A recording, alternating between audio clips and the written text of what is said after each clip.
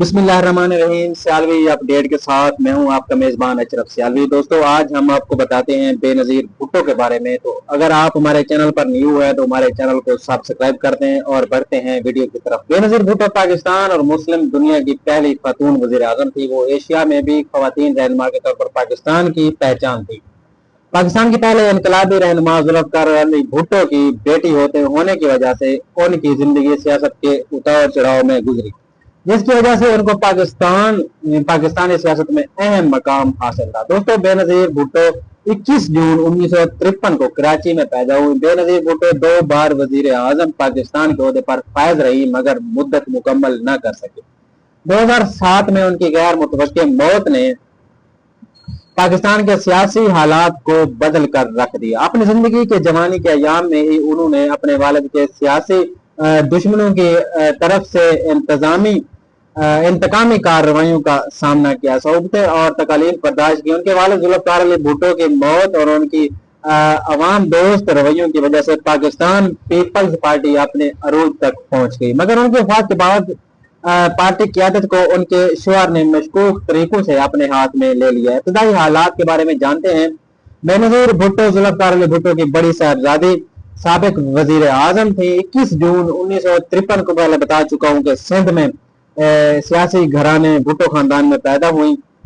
बेनजीर बरतानिया से तालीम हासिल करने के बाद जून 1970 में इस इरादे से पाकिस्तान वतन वापस आई कि वो मुल्क के खारजा अमूर में खिदमत सारी अंजाम देंगी, लेकिन उनके पाकिस्तान पहुंचने के 2 हफ्तों बाद हालात की खराबी की बिना पर हुकूमत का तख्ता उलट गया। जनरल जियाउल हक ने जुल्फ़िकार अली भुट्टो को जेल भेजने के साथ साथ मुल्क में मार्शल लॉ भी लगा लिया और साथ ही में बेनजीर भुट्टो को भी घर के अंदर नजरबंद कर दिया। अप्रैल 1979 में सुप्रीम कोर्ट ऑफ पाकिस्तान ने जुल्फ़िकार अली भुट्टो को कत्ल के एक मुतनाज़ा केस में फांसी लगाने की सजा सुना दी। बेनजीर भुट्टो को नजरबंद कर दिया था।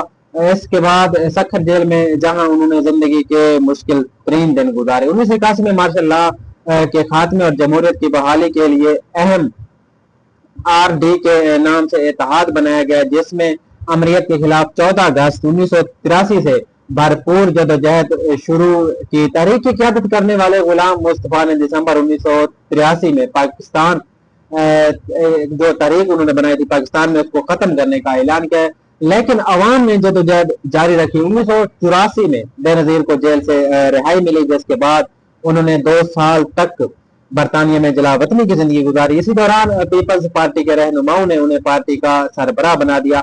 मुल्क से मार्शल लॉ उठाए जाने के बाद जब अप्रैल 1986 में बेनजीर वतन वापस लौटी तो लाहौर एयरपोर्ट पर उनका फकीदुल मिसाल इस्तकबाल किया गया। बेनजीर भुट्टो ने लाहौर में मीनार पाकिस्तान के मैदान में एक जलसा आम से खिताब किया और उस वक्त अहले लाहौर का एक ऐसा जमे गफीर था कि दाता दरबार चौक से मीनार पाकिस्तान की महज 1 किलोमीटर से भी कम का रास्ता तय करने के लिए 3.5 घंटे का वक्त लगा।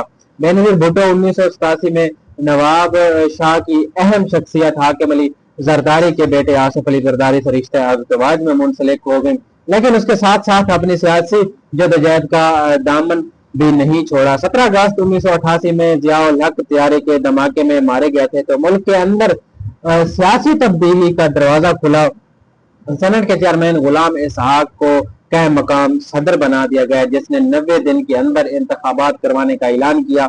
16 नवंबर 1988 में मुल्क में आम इंतखाबात हुए, जिसमें कौमी असम्बली में सबसे ज्यादा नशिस्तें पीपल्स पार्टी ने हासिल की और बेनजीर भुट्टो ने 2 दिसंबर 1988 में 35 साल की उम्र में मुल्क और इस्लामी दुनिया की पहली खातून वजीर आजम के तौर पर हलफ उठाया।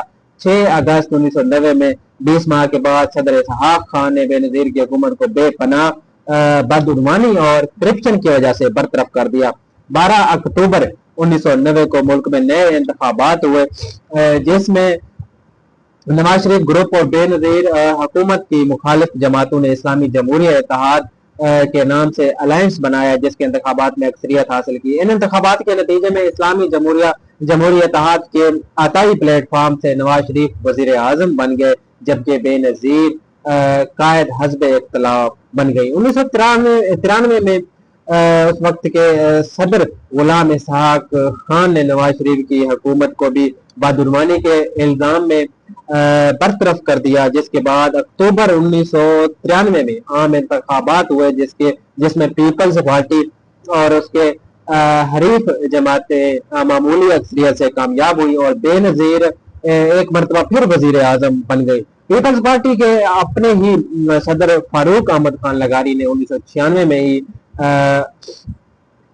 बेअमनी और बदउनवानी, करप्शन और मारवाई अदालत कत्ल के इकदामात के बायस बेनजीर की हुकूमत को बरतरफ कर दिया। बेनजीर अपने पहले दौर में पाकिस्तान के एटमी प्रोग्राम को अमेरिका के कहने पर रोल बैक करने के लिए तैयार हो गई थी, लेकिन आर्मी के दबाव की वजह से न कर सकी। इस बात को बेनजीर की पाकिस्तान दुश्मनी तस्वर किया गया और आपके खानदान आसिफ अली जरदारी पर माली बदउनवानी के बेशतर इल्जामात हैं और इस सिलसिला में दुनिया के मुख्तलिफ ममालिक में मुकदमात कैम है। अक्टूबर 2007 में बेनजीर अमरीकी इमदाद से परवेज मुशर्रफ की हुकूमत से साजबाज के तमाम मुकदमात खत्म करवाने में कामयाब हो गई। कौमी मफाहमियत फरमान के मुतालिक मुकदमे की समाअत के दौरान कौमी एहतसाब दफ्तर ने अदालत को बताया गया कि आसिफ अली जरदारी ने बेनजीर की हुकूमत के जमाने में $1.5 बिलियन की नाजायज असासे हासिल किए।